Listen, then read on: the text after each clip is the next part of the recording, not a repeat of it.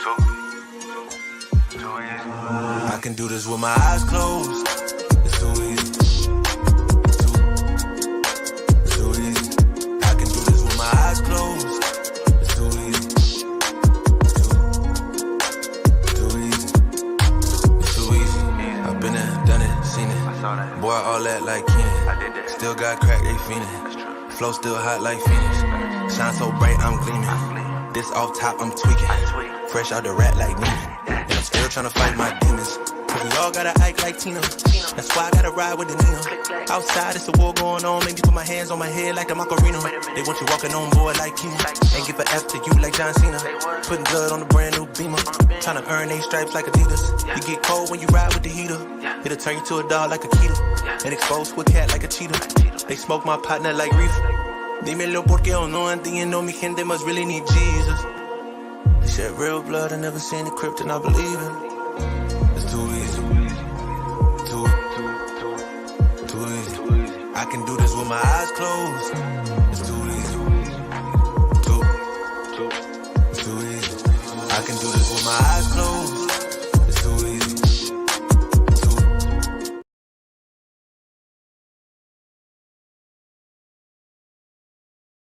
Welcome in to the WAG show. This is episode 110. I'm your host, Ben Hostler. We are here for day 2 of the NFL preview. Today we will be covering the NFC North, and we are also here to talk about tonight's best MLB bets. I do have an MLB bet to give out after we go through the NFC North preview. Yesterday was day 1 of the NFL preview. We covered the NFC South division. So if you guys are curious on my thoughts on who I think is going to win the division, certain players for fantasy purposes, breakout players, um, overall how I view the division, you can go back and rewatch if you missed yesterday on the YouTube channel. Just click that live button and you can watch the replay of yesterday's stream. Or if you would rather just listen to it while you're driving or walking around, whatever, it is also up on iTunes as well if you search for us over on iTunes. With that being said, we do have a couple things to handle here before we get into it. We do have preseason football starting tomorrow. We have slates Thursday, Friday, Saturday, Sunday this week. So if you want access to my prize picks plays / sportsbooks bets for the preseason slates, head over to betkarma.com/pricing. You will get direct access by signing up. You not only get all the tools, the prize picks predictor, underdog predictor, moneyline predictor, total predictor, all the premium tools that we offer. You also will get into the premium Discord and you will gain access to our premium prop picks. Spike drops a lot of MLB plays. I will be dropping preseason plays and NFL plays throughout the season. We went 2-0 last week in preseason for a total profit of $400 on prize picks for the Hall of Fame game. So anyone that signed up last week to get in on the Hall of Fame game action already paid off their membership. They're covered for the entire preseason now. betcomer.com/pricing for that. If you want to play DFS, DraftKings, and FanDuel, I will have my player pull up analysis for how I think the teams are going to rotate players, who I think is going to play the most, player rankings, and core plays up for DraftKings and FanDuel. That can be found at dfscomer.com/pricing if you are interested in that. I also posted my initial futures card for the 2023 NFL season in the premium Discord today. So you will also be able to see that by joining up. You'll get the preseason stuff. You'll see my futures card. I tweeted it out, but some highlights. I have 3 Super Bowl outrights right now. I have a strong stance on MVP. 2 guys I really like. Feel really confident in both of them having potential MVP seasons. Zay Flowers prop I like, which I gave out in the tweet. I like that prop a lot. And a couple long shots, a 100-1 rookie of the year long shot, which is crazy. Anytime you get 100-1 odds on anything, that's pretty nuts. So check that out as well. That being said, if you guys have any questions on any NFC North teams, players, stuff, Go ahead and ask in the chat. I will pull up the odds here. Like yesterday, this odds will be via FanDuel.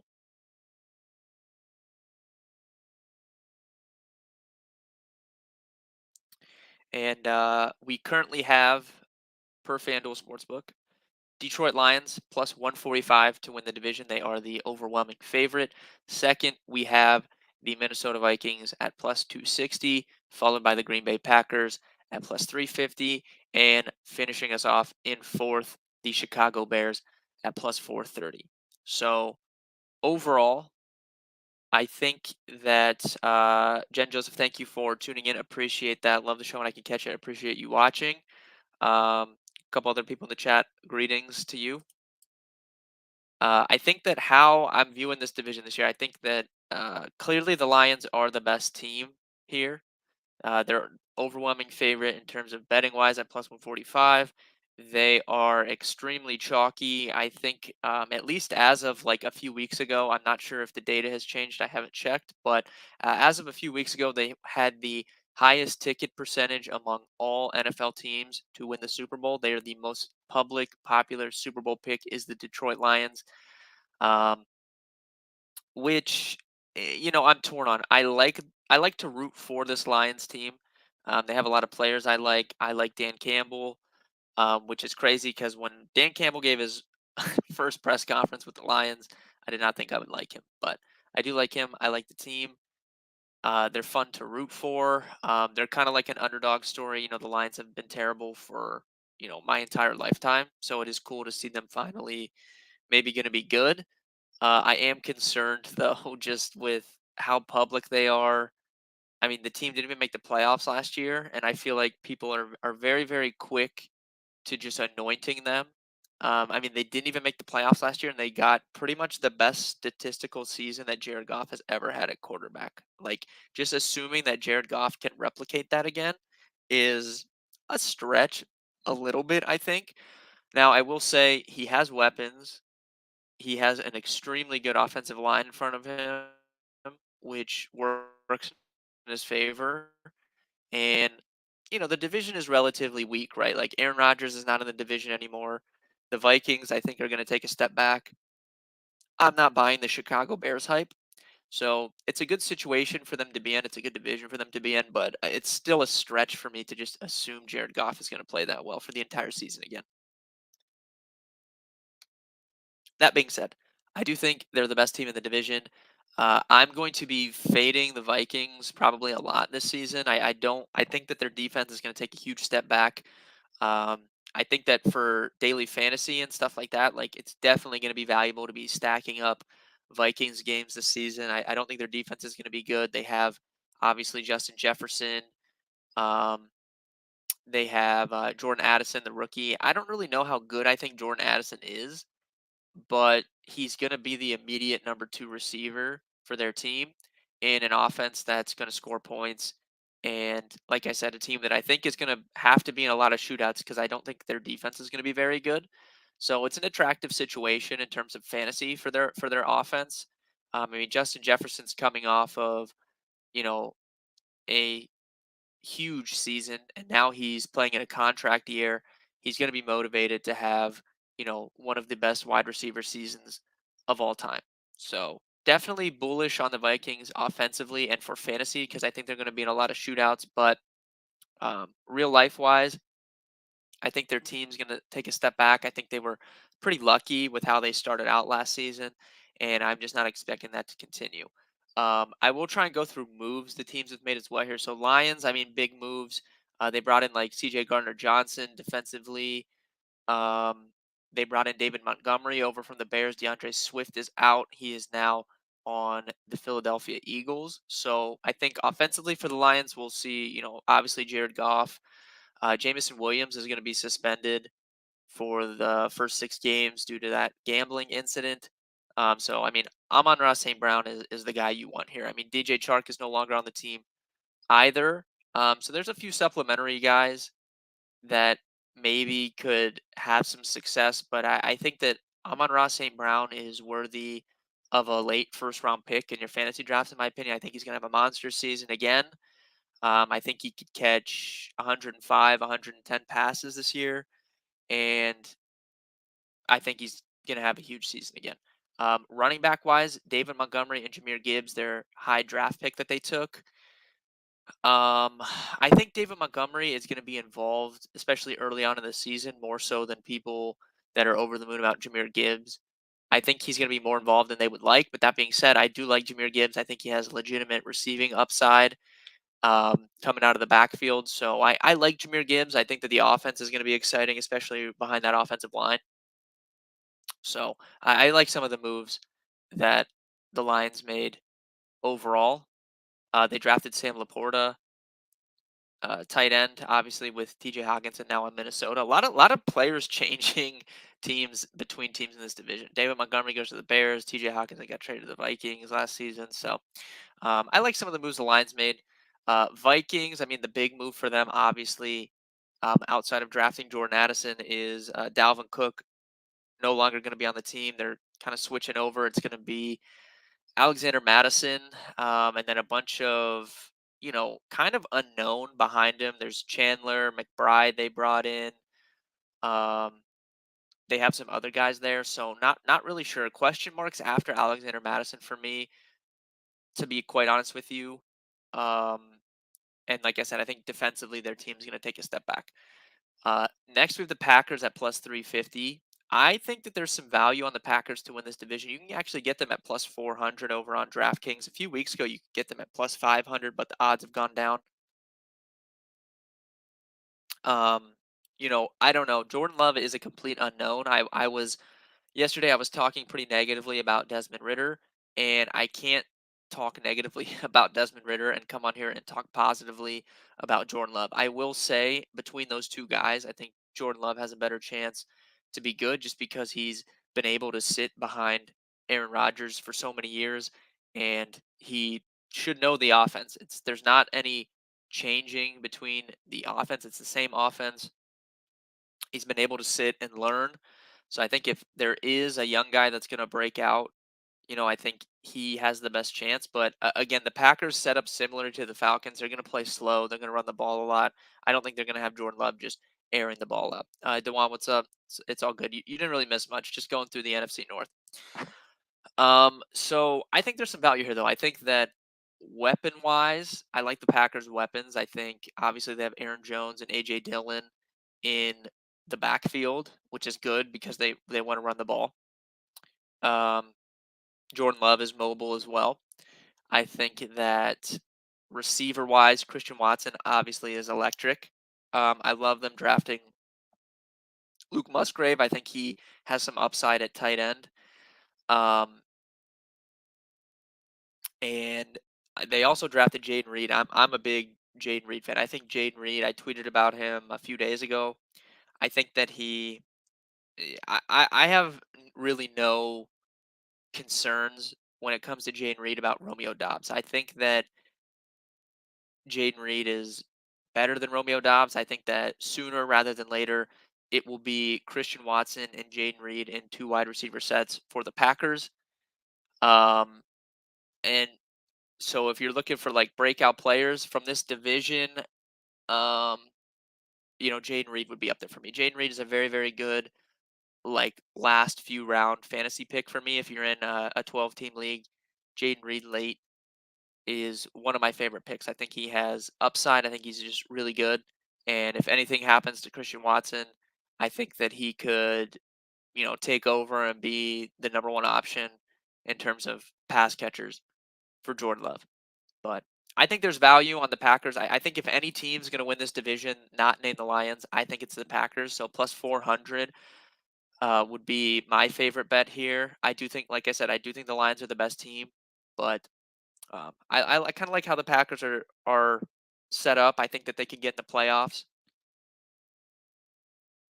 Obviously, they weren't very good last year, the Packers, but if you look at prior to that, there were a few seasons where Aaron Rodgers kind of had down years, and they still were able to, you know, have a good record, get in the playoffs. I think it's reasonable to expect if you can just have Jordan Love be maybe like, you know, 22 to 26 range, I think with how their offense is set up, they're going to be able to control the pace and all that. I think that they'll win some games. And they are juiced over 8.5. No, juiced over 7.5 wins, I believe, currently in Vegas. So I think they can win 8, 9, maybe 10 games. Um, I like the Packers a little bit as a sleeper team. They're my preferred sleeper team in the NFC. Like, I don't really consider Seattle a sleeper team based off what they did last year. So if I was gonna pick a true sleeper team in the NFC, the Packers would be my choice. And then we get to the Bears at plus 430. Much like the Falcons, I am much lower than consensus on the Chicago Bears. I'm not buying the Chicago Bears hype. I don't think the Chicago Bears are going to make the playoffs. And I think that, for fantasy, other than Justin Fields and Roshan Johnson, I really don't know who I'd be super interested in drafting from this team, um, to be honest. So we'll start out with that. Justin Fields, I know, for fantasy, obviously he's going to be great. He's going to run prolifically. I think that he could definitely run like he's probably definitely running for, as long as he's healthy, he's running for over 1,000 yards this year. I think we can just pretty definitively say that. I don't think like a lot of people have been hyping this up, like, oh, Chicago Bears are going to be the Eagles of this year. Like Justin Fields is going to be Jalen Hurts of this year. Like Justin Fields is the most popular MVP bet right now. So much like the Lions are a very public Super Bowl team, Justin Fields is a very public MVP bet, and I really just don't see it. I don't think he's going to throw the ball enough to kind of have a Jalen Hurts esque season. Jalen Hurts has improved so significantly as a passer from the time that we saw him in college to where he was last season. It's not even a debate. I don't think Justin Fields has nearly that upside passing the ball. I don't buy into the Bears. Like, I don't really think they're gonna pass the ball significantly more. If we look at last season in specific, one reason why I'm a little bit lower on this, obviously, I know the offensive line was terrible last year. I'm not. They made moves on the offensive line. They made moves on the team, bringing in DJ Moore. I understand all that. That's fine. But I think that if you look at last season, during the middle of the season, there was this section where they were really kind of unleashing Justin Fields, right? He started off the season 17 pass attempts, 11 pass attempts, 17, 20. And then we hit this stretch in the middle where he hit 27, 24, 28, 25. And then kind of after that, they dialed it back down to end the season. So I don't like seeing that, and even kind of coinciding that with the Jalen Hurts breakout. So people think that Justin Fields is going to be throwing like Jalen Hurts. I just don't see it. Jalen Hurts has elite weapons around him and AJ Brown, Devonta Smith, Dallas Goddard. He has an amazing offensive line, and I just don't think it's the same setup. If we look at Jalen Hurts last year, Jalen Hurts top 200 passing yards. You know, let's see here. One, two, three, 4, 5, 6, 7, 8, 9. He did it 10 times last year. Jalen Hurts top 200 passing yards 10 times last year. Justin Fields top 200 passing yards twice last year. And if you want to take it a step further and look at Jalen Hurts the year prior to that, kind of prior to his breakout season when they didn't have AJ Brown on the team, he still topped 200 passing yards 8 times. Whereas, like I said, Justin Fields last year, he only topped 200 passing yards twice. So I think that the rushing upside is there. Like, I'm fine drafting Justin Fields in fantasy, but if you think that he's going to win MVP and they're going to be throwing the ball over the place, I just don't see it. I just don't see it. Is Claypool washed? I don't think Claypool's washed. I think it comes down to if Claypool cares about playing football or not. I think that's solely what it comes down to. Clearly, he has the ability on the field. I just think he falls into that category of guys that just aren't very interested in playing football. Madison or Pollard, better season Pollard for sure for me. I don't think it's very close. I'm not very in on Madison for fantasy. Pollard, I think, is. I'm not really drafting much Pollard because I'm not taking running backs where he goes, but I would be fine taking him. I think even if they bring Zeke back in, I think Pollard's going to have a big season. But Madison, I'm not super high on him, to be quite honest with you. There's other running backs I'd rather take that get drafted around him. So overall for the division, lower on the Bears, lower on the Vikings. I think the Packers are a sneaky team in the NFC, and I do think the Lions are the best team in the division overall. Keeper situation: keep Madison for the 11th round or Stevenson for the 8th round. I would probably go Ramondre, to be honest with you. Definite value getting Madison the 11th, but I mean, even Ramondre Stevenson is going, as the what? I don't know, 28th, 29th, 30th overall player. So you're getting some pretty good value on him in the 8th round as well. So I would go with Stevenson. I feel more confident in him having a good season. Fantasy players from the division. Yeah, like I said, so I think Jaden Reed is a really, really good sleeper, late round pick from the Packers. Bears, like I said, I don't really want anyone on the Bears unless I have Justin Fields or Roshan Johnson. I think Roshan Johnson is a great late round running back pick if you're playing zero RB. I think he is the best running like Khalil Herbert's decent, Donta Foreman's decent. Roshan Johnson, I think, is legit good. Roshan Johnson was really good in college.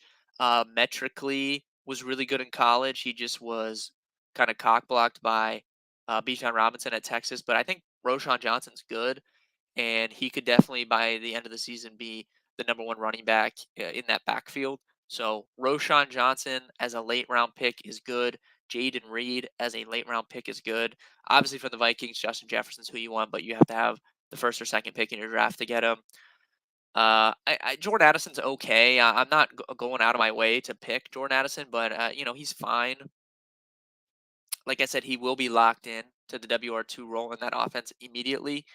And then from the Lions, Amon-Ra St. Brown. If I have a late round, first round pick, I would pick him pretty much every single time. I think he's going to have a big year. Jameer Gibbs is fine where he goes too, but David Montgomery, I think, is a valuable pick as well. I think, like I said, I think he's going to play more. So the Lions are an attractive team for fantasy for me. Trying to get Amon Ra in the late first round if I have a pick there, or Gibbs or Montgomery, both I think are fine fantasy picks.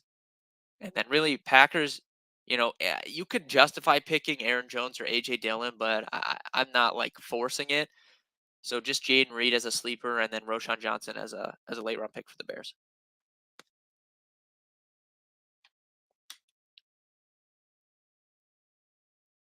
Can the Lions win the Super Bowl?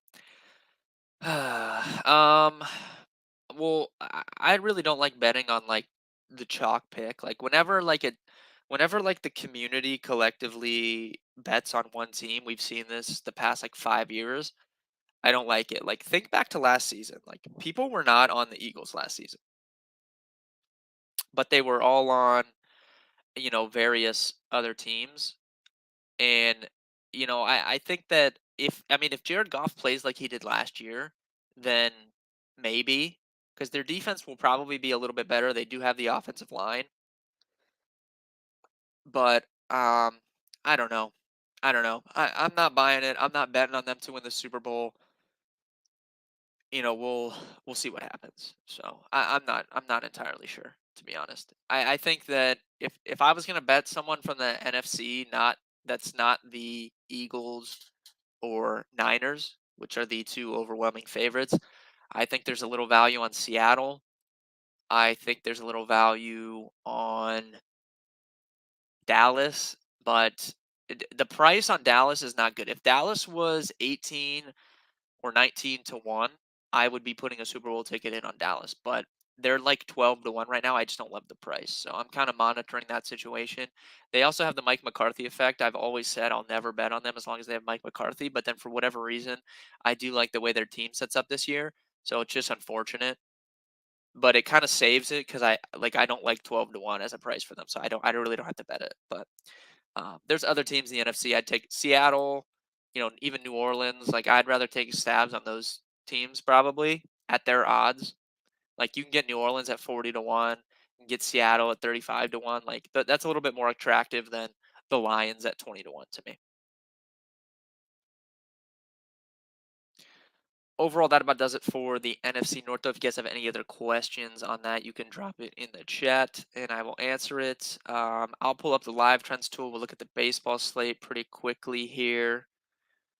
There's one baseball bet I really like tonight, which there's a couple bets I'm going to post in the Discord after I get off here, but there's one team I really like tonight, and it is the Los Angeles Dodgers. Let me pull up baseball here. I think I have live trends should be up on the page here. Dodgers tonight, we have Bobby Miller against Merrill Kelly. Merrill Kelly has been good at home in his career, but I do have a soft spot for Bobby Miller. So I think Dodgers on the money line, Dodgers first five is one of my favorite looks for MLB tonight.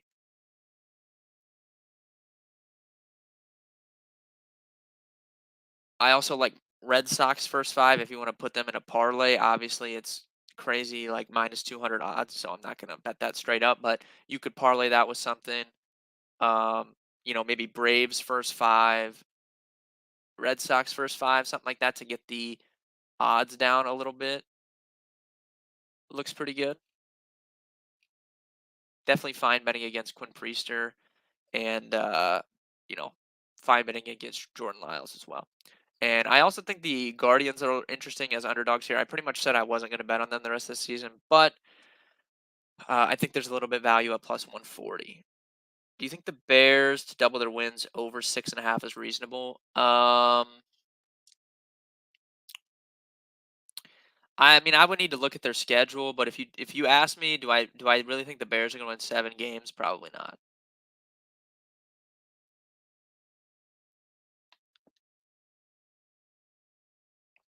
Like, I don't know. I think that Justin Fields is dynamic. I think he can take over games running, but like I said, I have concerns. Like if they're like I think their defense will be better, but if they have or if they're trailing, like I have concerns about him, throwing the ball enough to like keep up. But I'd have to look at I have not dug into their schedule. It's just off the top of my head. If you ask me if the Bears are going to win 7 games, I'd probably say no. Probably say no.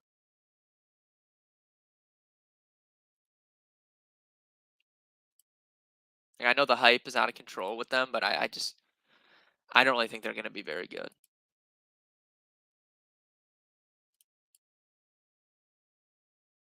Dodgers was your favorite bet. Yeah, for MLB tonight, I like Dodgers money line or first five, either one, and maybe a parlay of Braves first five money line, Red Sox first five money line. What does that pay? Let's see what that pays out.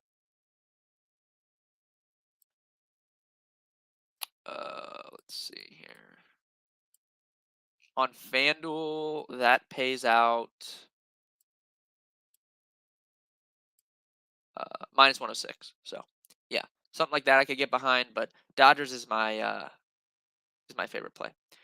We also have a same game parlay here on FanDuel from Tim the Tapman. If anyone is tailing Tim the Tapman on a baseball bet, then you like really need to like consider your life. Like if you're putting that in, like I don't know.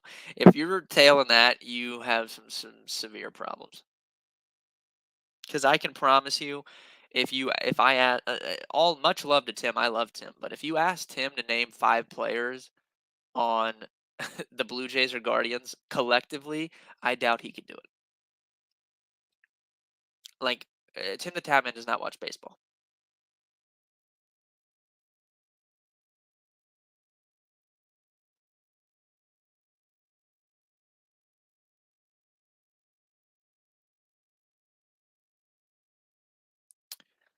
Like I said, though, preseason football this week. Sign up, get in.